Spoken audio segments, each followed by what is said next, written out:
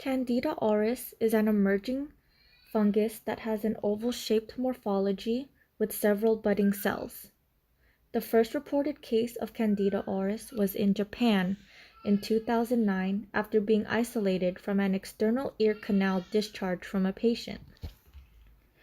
For those of you who might have ear discharge, there are some home remedies you can look up to help with that.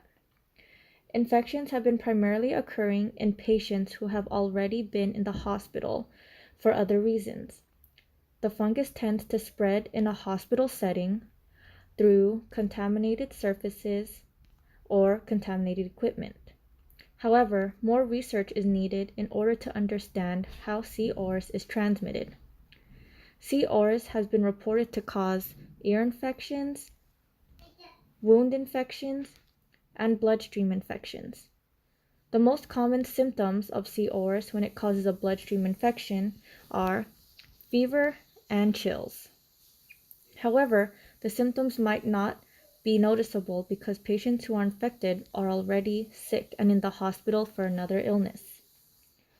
Most C. auris infections are treatable with antifungal drugs called echinocandins. However, some C. auris infections are resistant to the main types of antifungal medications, making them more difficult to treat. In this situation, multiple antifungals at high doses may be required to treat the infection.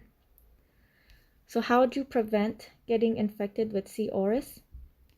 Washing your hands is often a good way to decrease your risk of infection, especially after leaving a healthcare facility. So what is the importance of knowing all this? C. auris is an emerging pathogen that can be deadly, causing 30 to 60% mortality of infected people. It is often multi-drug resistant, which makes treatment more difficult. And it is also difficult to identify due to it infecting already sick people in the hospital. As of March 31st, 2019, there have been over 600 cases of C. auris in the US, with 2 being in California.